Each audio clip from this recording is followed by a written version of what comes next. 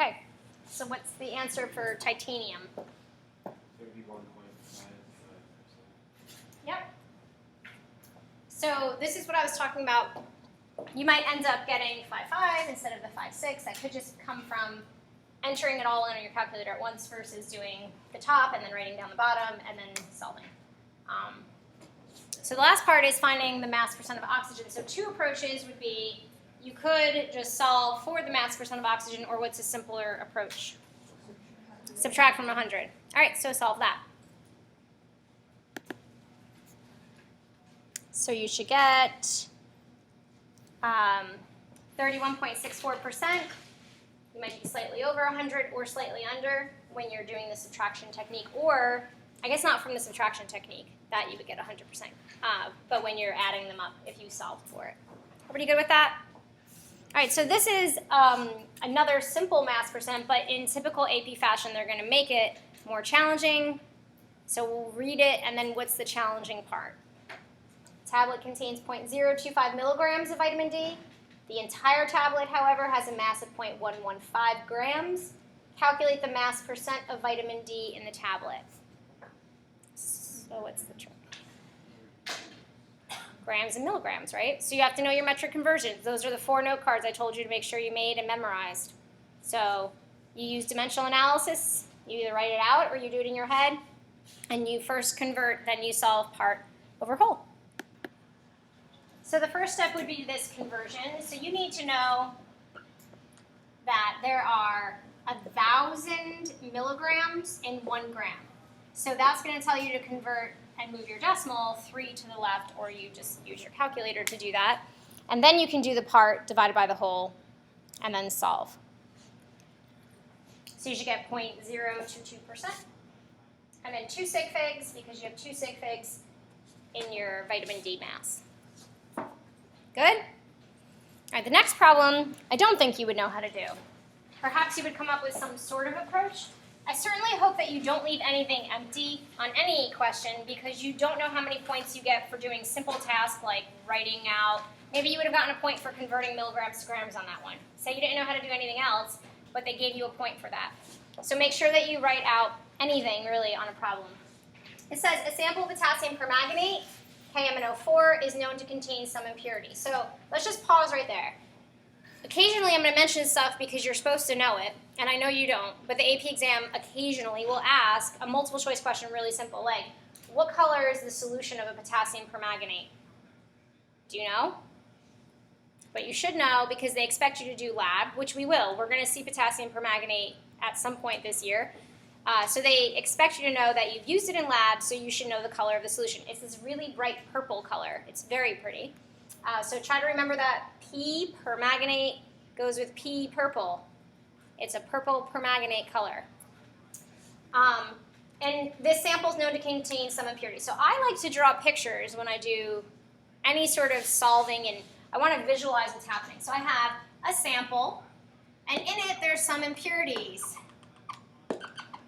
So I literally would just draw something like that. So I'm visualizing that there's not just this one thing in there, there's other stuff in there also. It says then that it is found that K plus makes up 19.24% of the entire mass of the sample. All of the potassium comes from the potassium permanganate compound. Right, so in here is KMNO4. And then all of this K is 19.24%, but this KMNO4 isn't the whole sample, is it? Because 100% of the sample is made up of KMNO4 plus impurities. Do you get that? So if we were to just do a simple grams of K over grams of KMNO4, we would get a mass percent much higher than 19.24. The reason why we're going to get a smaller number is because we have additional grams here of an impurity. Following? So your approach to this now is to find the mass percent of KMNO4, which is basically that part over the whole mass. We don't have the whole mass. We don't have the mass of our entire sample, right? So we can't use that approach. But what you can do is recognize that you can use a ratio here. If you had grams of K plus and grams of KMNO4, that would give you the percent of K plus. But I can also relate this as a ratio to the percent of MK MnO4 as a ratio. So like the mass of this to the mass of this is equal to the percent of this to the percent of that. Are you following that? Because we would have said that anyway if we were doing it out of 100%, right? Because this approach would have been the percent of K over 100% of the sample. But it's not out of 100% because there's an impurity there, so we're going to figure out what its percent is just using the same exact ratio. Percent is always out of 100. It's just that this time it's not going to be out of 100. We're going to solve for it. So what you're going to do is make sure that you recognize this is an equal sign, so that means you cross multiply to solve for this piece, which is going to be x. All right, so I gave you the approach. Now you're going to plug in your numbers and solve. Okay. So here we have the potassium mass, and the mass of potassium permanganate just flipped because you can make a ratio any way you want. So the slides just flipped what I just said. So just look at your work the other way. Your 19.24% matches with your 39.10, and then you cross multiply, and you solve, and you should get 77.77%. Give me a thumb if you got that. No? What happened there? I actually didn't add the potassium. Like the Okay, so you just did permanganate. All right, so that's an easy fix. What happened over here? Okay, so just make sure that when you do this part, so these are your masses that you should have had, you're multiplying. So this should say 158.04 times 19.24. You don't have to change that out of a decimal, into a decimal I mean. You can leave it as percent because then your answer will be in percent. So it should look like this, and then you divide by 39.10, and then you divide by 39.10, and you solve. So that should make sense that they don't add up to give you 100, because what's the remaining percent? Thank you, David. The impurity, right? Okay. Moving on, we have empirical. So a molecular and empirical formula, very simply, a molecular is what I would say is the actual formula, but it may be an empirical formula also.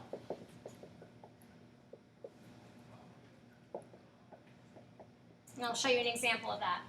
The empirical formula, I say, is the reduced form.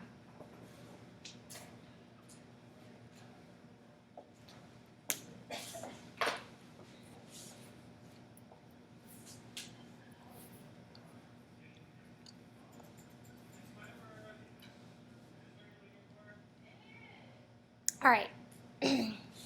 Looking at these examples, we have hydrogen peroxide is reduced to HO. C2H4 is reduced to CH2. Dextrose, reduced.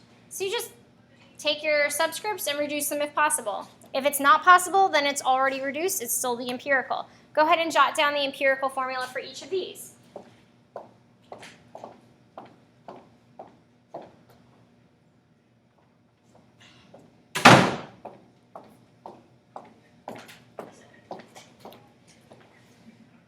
So first you have H2O reduced to H2O. Acetylene, CH, hydrazine, and H2. Good? All right. Before we start this problem, we're going to use the empirical formula rhyme. So those of you who had me, we practiced this rhyme. Oh, it's right there. Those of you who didn't have me probably just memorized the steps, but it's more fun to rhyme. So it goes percent to mass, mass to mole, divide by small, multiply till whole. Okay, so we're all going to say it together. Ready? Percent to mass, mass to mole, divide by small, multiply till whole. Oh, I don't think Tristan said it. I couldn't see. I'll move this way this time, and I'll watch to make sure you're saying it. I just want to make sure we say it twice, so I'm going to blame you. Ready? Percent to mass, mass to mole, divide by small, multiply till whole. Okay, now write it down. I wasn't recording our cheer. But this is the rhyme. All right, so now we're going to apply it to this. When we see percent to mass, that literally means take the percent sign and just turn it to G for grams. So the idea is that it's out of 100 grams. So if I said that there's 28.9% nitrogen, that just means it's going to be 28.9 grams. So you literally just write grams for all of these. And then you convert them all to moles using the molar mass. So I'm going to put them all down. Just jot them down. You don't have to look anything up. But I do pause for 1 second. I want to make sure that you recognize that you don't write H2. We're so used to writing diatomic molecules that it feels very awkward and weird to write it just as H or just as O. But you're supposed to do that for empirical. You will not have diatomics, so then your mass is just going to be 1.01. So go ahead and jot all this down, and then we'll discuss it. Okay, you should, when you do these, write your numbers out without significant figures. So when you're doing an empirical formula, your result is not numeric in the sense that you're not going to be writing out, like, these aren't your answers. You do get subscripts, so in a sense that is numeric, but you're really looking to give me a formula. And if you round for sig figs here, there's a good chance that you're not going to recognize the whole number. So remember, after you do this, you divide by small, all of them by small, and you're looking for a whole number in your calculator, right? But whole numbers are sort of vague because this is experimental data. So you might get something like 4.90. Is that whole? You have to make decisions at that point. Do you need to multiply or not? So common fractions are things that you need to multiply. Something like 0.16, 0.33, 0.5, 0.25.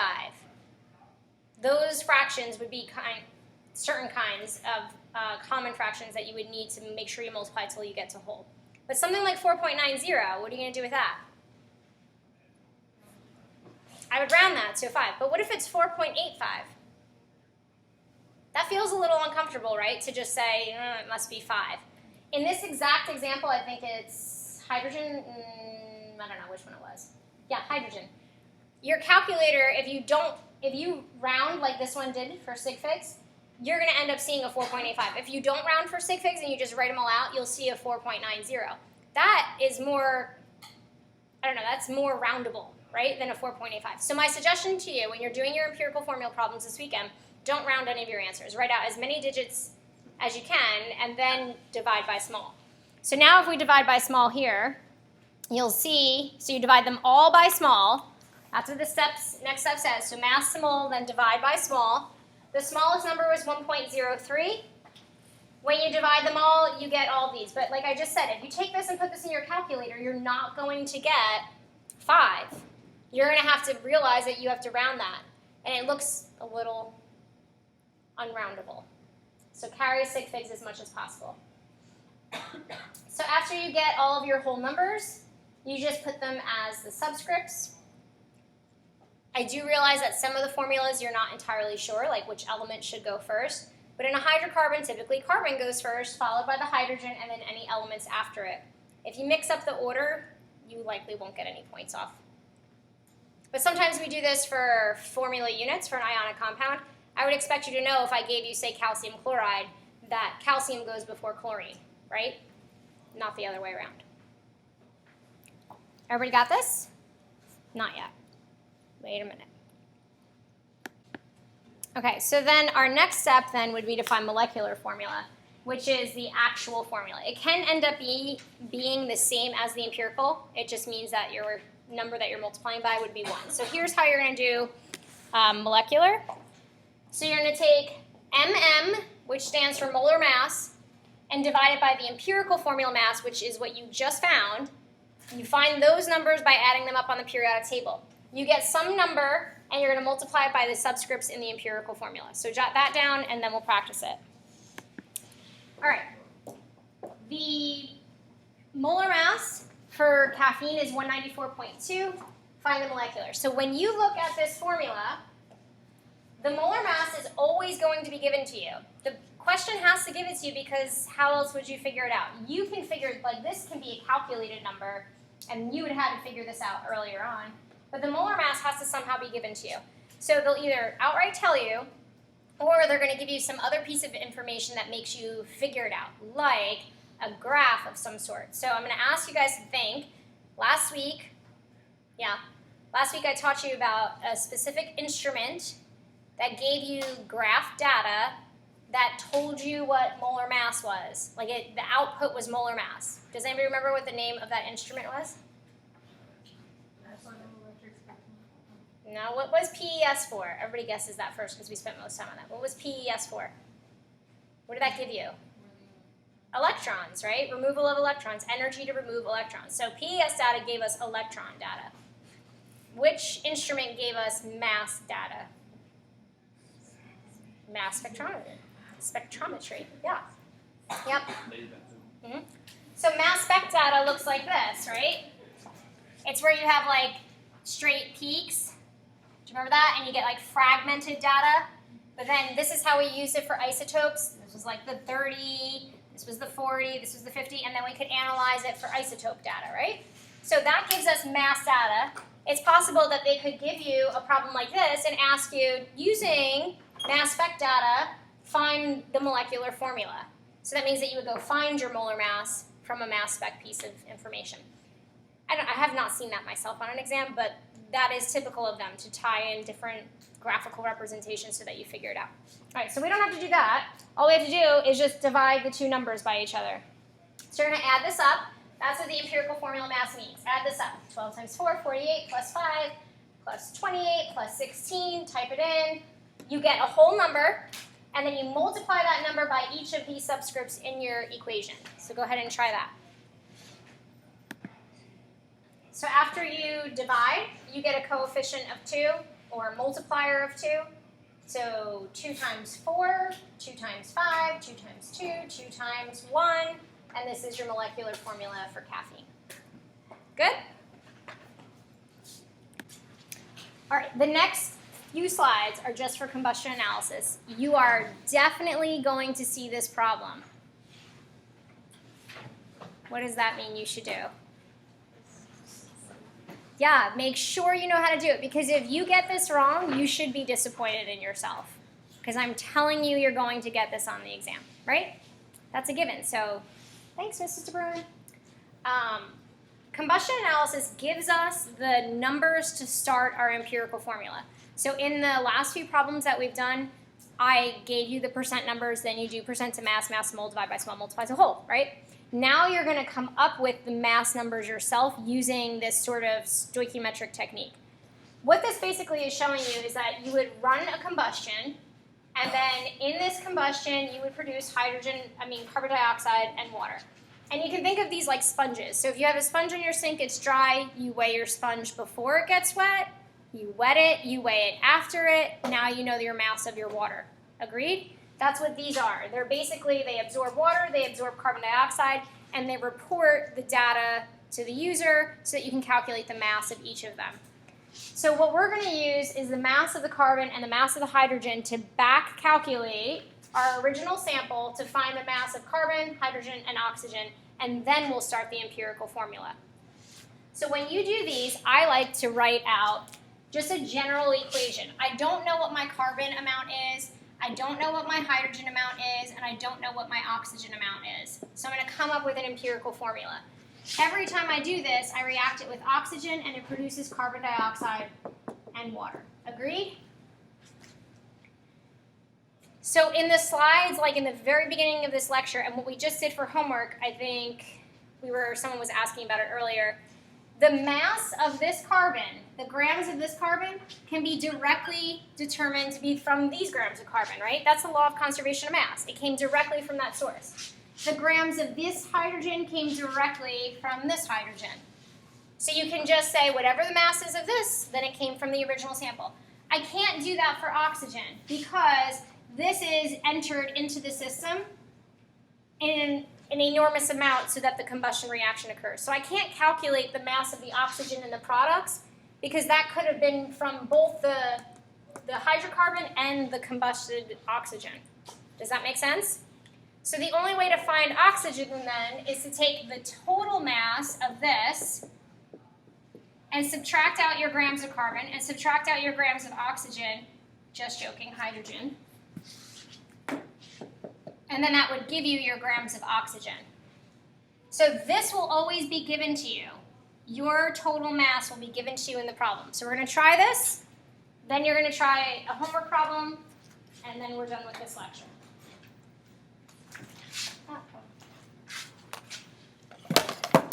All right. So our first problem says, let me erase this part here. CXHYOZ plus O2. Okay. So we're starting with 2.04 grams. That's as if you just weighed 2.40 grams on a scale, and then we did this combustion analysis. So our data gives us 4.49 grams of CO2 and 2.45 grams of water. I'm going to show you a different approach first, and then we're going to use the slides to do it. You just pick which method you like better. I prefer this method, but it doesn't, again, like limiting reactant, it doesn't make as much logical sense. So I'm going to treat this as a percent composition problem. So I'm going to say if there's 4.49 grams of CO2, then the mass of CO2 goes down here, and the mass of carbon goes here. There's 12.0 grams of carbon. Then I'm going to say if there's 2.45 grams of water, then in 18 grams of water, how many grams of hydrogen are there? 2, because there are 2 H's here. And then that'll give me the mass of carbon, and that'll give me the mass of hydrogen, and then I could add them and subtract them from this. But the next few slides are going to walk you through it stoichiometrically. So take a look. This is, if you don't listen to me, you're going to go back and read this later. Okay, this is going to tell you each step. All right, so the first thing you're going to do is find the mass of carbon. And you can think of this, we'll do this one together. You can think of this like stoichiometry. So don't copy anything down. Just listen first, and then I'll give you time to copy. Here's your mass of CO2. You're going to do stoichiometry. Grams of CO2 go here to 1 mole of CO2. Think of this as the molecule and this as your atom. In 1 molecule of CO2, there's 1 atom of carbon, right? That atom of carbon weighs 12 grams. But you're going to just use the word mole because you can say there's 1 mole of carbon in 1 mole of CO2. How many moles of oxygen are in 1 mole of CO2? How many moles of oxygen are in 1 mole of CO2? 2. We all see that, right? If I give you C6H12, how many moles of hydrogen are in this? 12. You could use the word mole just like you would the word atom, right? So we're going to say in 1 mole, there is 12 grams. And then you just calculate across the top, you get 1.22 grams. You will get the same thing here in my example as you would here. I just eliminate all the mole stuff, and I just go for it. Go ahead and try, copy that down, and then you try this one on your own.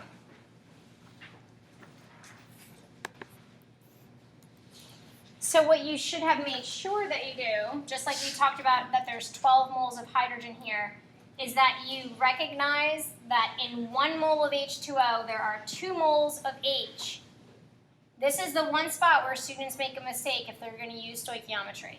Then in 1 mole of H, there's 1 gram of H, not 2 grams of H, because you already accounted for the fact that there were 2 H's right here. But if you're going to use my approach, then you do account for the 2 and you put 2 grams here. This is a percent comp approach. This is a stoichiometry approach. Stick with one. Don't go in between them because then you'll keep making mistakes. All right, so now to find the mass of the oxygen, because I can't calculate it stoichiometrically because this gets entered into the system, I just subtract it from the total. So go back to the original problem, and the total mass was 2.04 grams.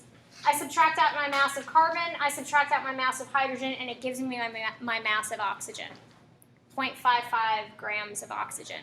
So you just subtract at that point. Yes?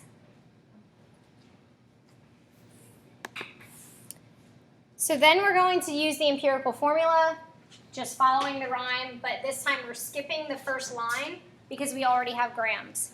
So instead of doing percent to mass, we're starting with mass. So we're going to go mass to mole, divide by small, multiply till whole. So you start with each of your masses, divide by the molar mass, and come up with each of your moles. Then divide by small. If necessary, multiply to the whole. So take a minute to jot that down. Choose the smaller number, divide them all by the small, and come up with the empirical formula. So you divide by small, you get approximately 3, 8, and 1, and the formula is C3H8, 0.